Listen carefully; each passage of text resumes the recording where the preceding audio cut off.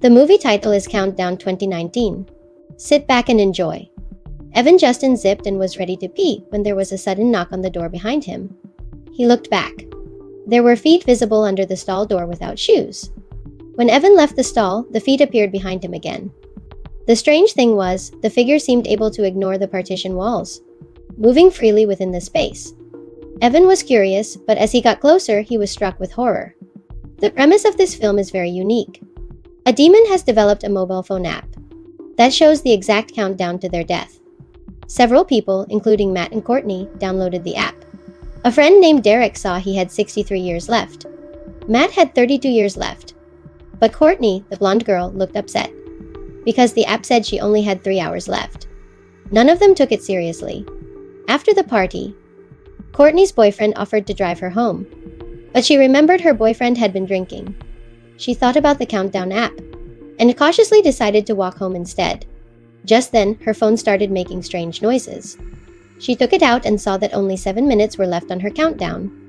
Courtney began to feel nervous. She kept feeling as if someone was following her, but each time she looked back, no one was there. Frightened, she started running toward home. Then her phone rang again. She looked, and only 1 minute remained. Terrified, she tried to turn off her phone, then poured herself a glass of water to calm down. Suddenly, she heard a noise coming from the bathroom. She cautiously went over and pulled back the curtain, but a mysterious force lifted her into the air. As her countdown timer reached 0, Courtney's body fell to the ground. Meanwhile, her boyfriend was in a car accident, with a tree branch impaling the passenger seat. This was where Courtney would have been sitting. She had avoided the accident, but death came for her anyway. Soon, Courtney's boyfriend was taken to the hospital. He told a nurse named Quinn what happened to his girlfriend. He started to believe that the app could actually predict death, and now he was terrified. His countdown was now showing just 19 hours remaining. Quinn tried to comfort him, telling him it must just be a coincidence. Out of curiosity, Quinn also downloaded the app. Her countdown showed she had 3 days left. The next day, Evan, who had been injured in the car accident, prepared for surgery, only to find that the app still showed 3 minutes remaining. He was terrified he would die on the operating table, so he left the room in a panic. But as soon as he walked out, his phone rang. Terrified, he quickened his pace. Suddenly, he saw a dark shadow in the mirror. He looked back, but there was nothing there. Turning back again, the dark shadow in the mirror suddenly lunged at him. Evan, terrified, darted into the corridor. The app continued its countdown. He tripped and fell down the stairs.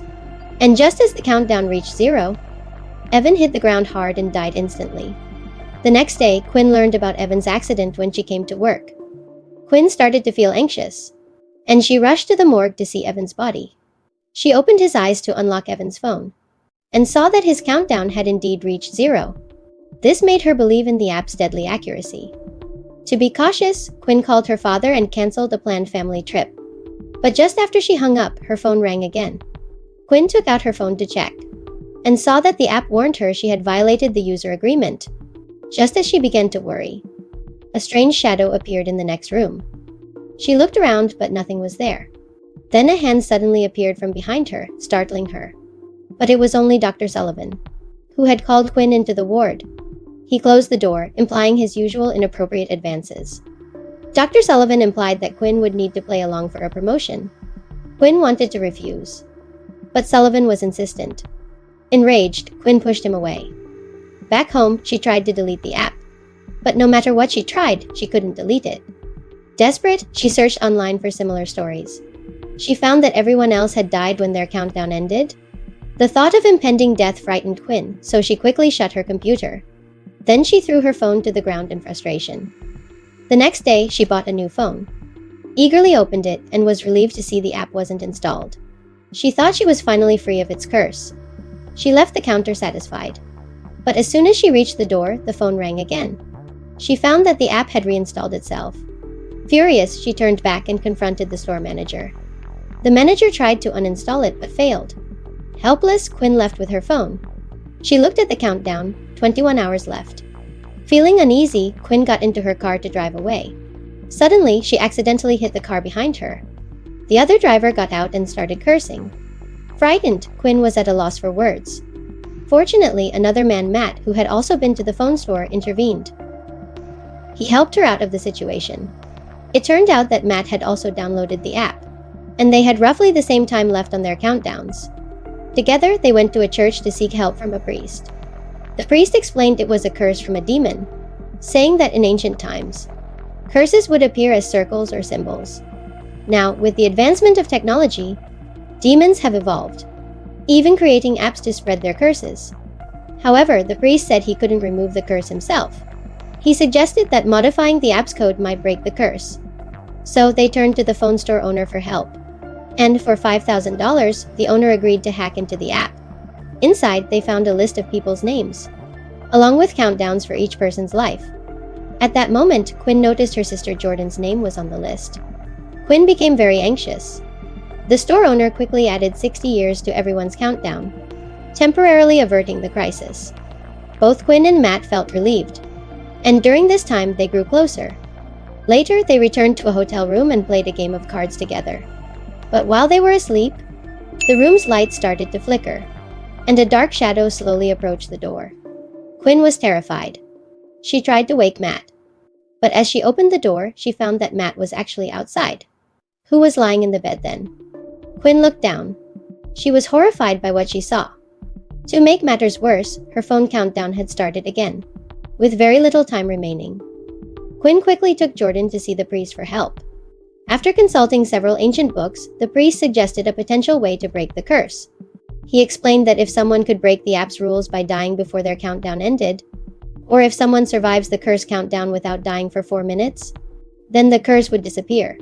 The priest then found a vial of holy water and some protective amulets. He drew a protective circle on the ground, and warned them not to step outside of it.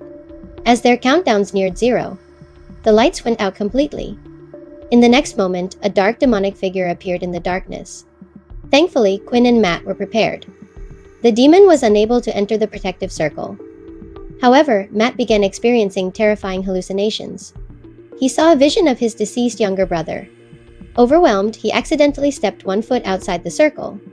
The demon immediately grabbed him and dragged him out. Quinn chased after him, only to witness Matt's tragic death, just as the countdown hit 0. Later, Quinn went to the hospital, where she ran into Dr. Sullivan, the same doctor who harassed her, and noticed he had also downloaded the app. He had a 50-year countdown remaining. Quinn realized she could use him to break the curse. She devised a plan to lure him into a trap, and then ambushed him. However, at the critical moment, the demon intervened and saved him. Quinn understood that this might actually be a way to break the curse. Determined, she pursued Dr. Sullivan with all her strength. But once again, the demon intervened, knocking her back. With no other options, Quinn decided to inject herself with a lethal dose. She administered the poison to herself just as her countdown reached 20 seconds. Quinn collapsed to the ground, unconscious. The demon, believing her to be dead, stared in shock, its eyes filled with horror, as this meant the curse had been broken, and the demon's life would also be erased. Jordan was heartbroken looking at her sister's body. Just when she felt utterly hopeless, Jordan noticed a faint mark on Quinn's arm. She discovered an antidote vial that Quinn had kept. Realizing that injecting the antidote into the marked spot on her arm might save her, Jordan gave Quinn the injection just in time. Quinn regained consciousness, and with her recovery, the curse finally ended. This incident showed the dual-edged nature of technology. Even demons aren't safe from modern-day digital curses. The story ends there. Thanks for watching. See you next time.